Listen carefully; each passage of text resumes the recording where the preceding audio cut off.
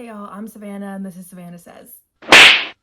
So today we're going to be doing an intro video. And by intro video, I just mean like an about me sort of, just to let you guys know who I am and introduce myself to you, because I feel like I sort of popped up out of the blue and just started talking about books and all this stuff and never really gave anyone like of who I was as a person.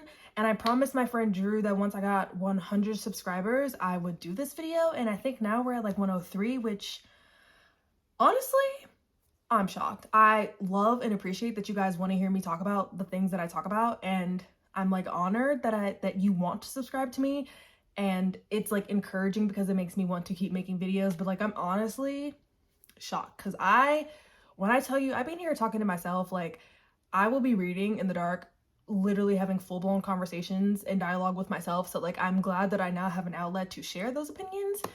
And yeah, I'm going to try not to ramble, but this is just going to be like what I feel like led me to the place that I'm at now to make YouTube videos. And I have my computer here so that I don't get off track. So let's begin. But yeah, like most people, I started reading at a young age. I was told that I started reading at the age of 4, which I know sounds kind of ludicrous, but my mom told me that I taught myself how to read.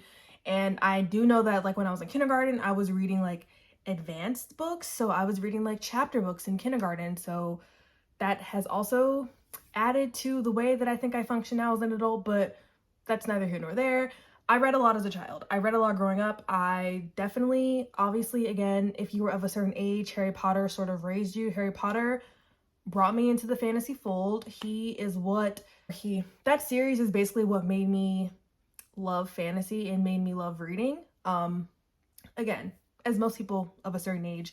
And then, you know, along came Percy Jackson, along came, for me, the series called Pendragon.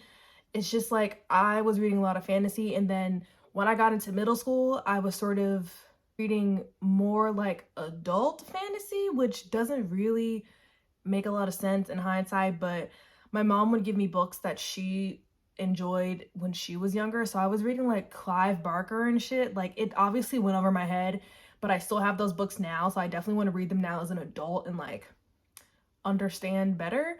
But I was reading more adult books, and by middle school also I was reading fanfic and getting into romance because of Twilight. Twilight pretty much opened the door to like, it's not fantasy romance, but it's obviously paranormal romance, and that sort of got me on that track that I'm at now. So like from the end of middle school through like 11th grade, high school, I pretty much was reading like exclusively paranormal romance, most of which probably will not be good now, but that's a whole other segment on the channel that we can revisit later. I was reading a lot of paranormal romance. I was also reading like not contemporary romance, but kind of contemporary. There was like some contemporary romance sprinkled in there. Some examples would be Perfect Chemistry by Simone Elcalez.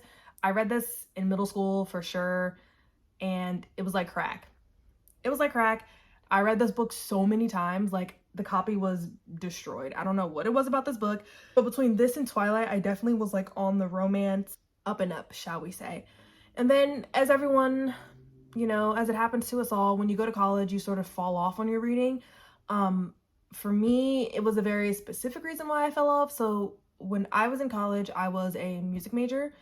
I studied voice, which I know doesn't sound like it's time consuming, and people seem to like, the misconception is that that's not time consuming, but most of my classes were 0 to 2 credits. And if you've been to college, or you know someone who's been to college and you understand how college credits work, at least in America, like a regular semester is like 15 credits. So if my classes were all 0 to 2 credits, I was taking like twice as many classes to make a regular semester.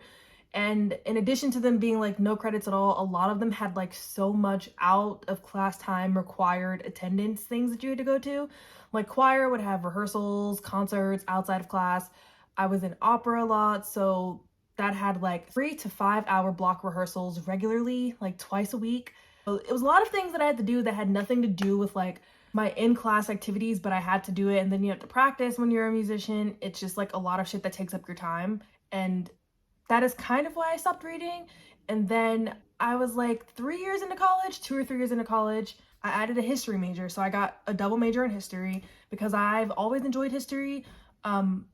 I'm from Virginia, and we grew up with Virginia history classes as being like a staple in addition to regular history that we took, which I've come to realize is a Southern thing, but that sort of made me fall in love with history. So I got a history degree.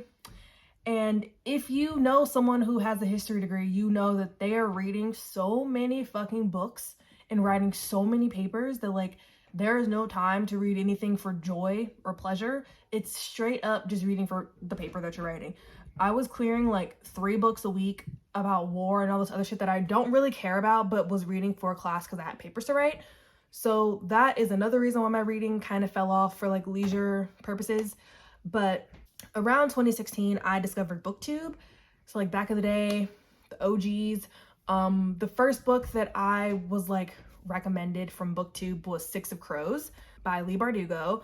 This is not Six of Crows. Obviously, this is Cricket Kingdom, but I don't know where my Six of Crows is. I lost it many moons ago. I let my sister borrow it. Never saw it again.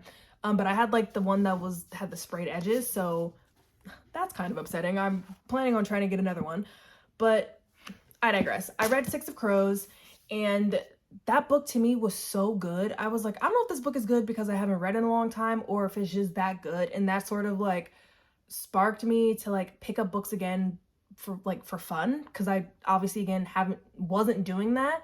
So yeah, Six of Crows was the first book that I got recommended off of YouTube. Then what really did it for me was my sister, I want to say it was like the summer of like 2017. And I remember this because I had just moved into an apartment by myself for the first time. And my sister was like, you have to read Throne of Glass by Sarah J Maas. Like, you have to read this book.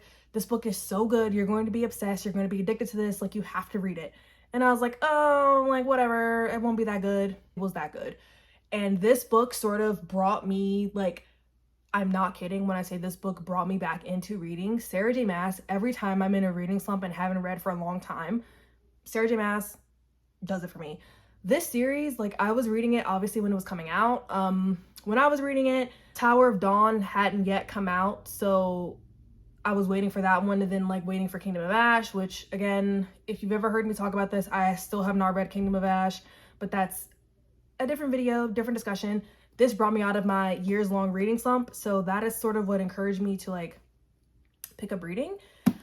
So I graduated college and I started grad school like immediately after in 2019, and I moved to the city, and I used to live city adjacent. And so moving to the city meant that I wasn't driving a car anymore. I was riding public transportation.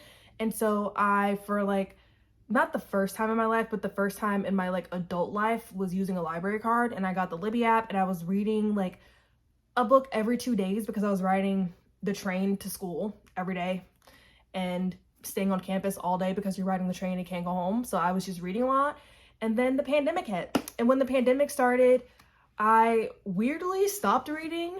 Don't know why. I started playing Animal Crossing, and Animal Crossing sort of consumed me for an entire year, and I wasn't really reading. So then 2021 came around, and I was like, okay, I'm gonna get back into reading. I started reading slowly, very slowly, but 2022 began, and I told myself that I wanted to start a BookTube channel because all I do is talk about my opinions on things to people who don't know what the hell I'm talking about, but they listen to me because they're my friends, and I appreciate them for that.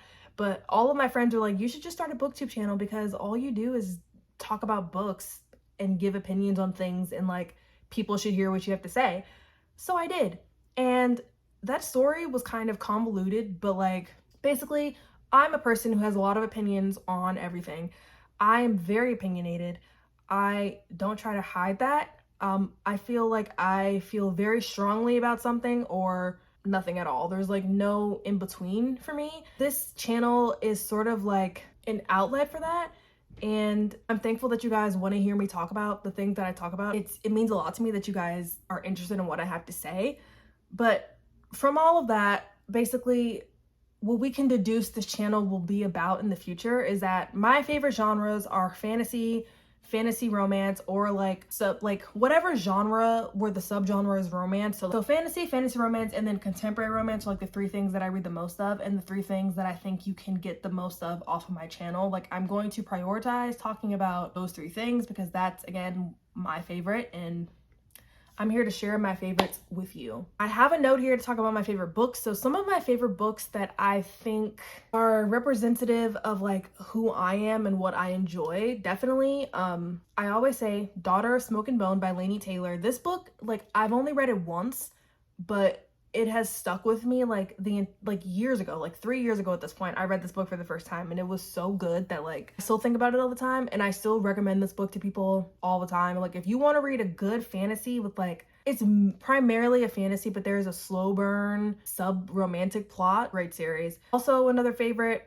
Artemis Fowl, which is so random, but I read Artemis Fowl like every year, and I only ever read the first 4 books of the series. I think it's cute, I think it's fun, I think, again, it's something like just basic and magical about it that's like just always enjoyable. You never feel like you're going to be surprised. Like you're surprised, but it's just a fun time, basically. And I really hate to say that these are some of my favorite books because I know like they're sort of torturing people on the internet with the way they're always talked about, but Throne of Glass by Sarah J Maas and A Court of Thorn and Roses definitely are, I think I can confidently say these are 2 of my favorite books in series, just because like what these books did for me at the time when I wasn't reading, and like what they brought me and what they like opened me up to, I guess. Sort of, I don't know, it just like made me want to read, and I feel like it's always a book that makes you want to read that becomes your favorite, and that's what all of these books that I mentioned have been. Definitely these two series. Personally, I think this one is better than the other one, but hot take. These 2 series pretty much, again, started me on reading as an adult again after I had taken off like so many years of it. And I can never be sad about that. I can always appreciate what these stories did for me. It makes me sad that these covers are so ugly now, because I think this one is so iconic. This, if you can see how like destroyed this book is, I've read this book like 4 or 5 times. I don't know, again, this story, so many a night I was just reading this fucking series. So good. So new day, obviously new me. I'm dressed like this because it's cold outside, but yeah, that was my about me. I'm sorry if it was a little chaotic. I tried to not be as chaotic as I normally am, but what happened. So yeah, like and subscribe if you like me, and stay tuned for more videos. See y'all later. Bye.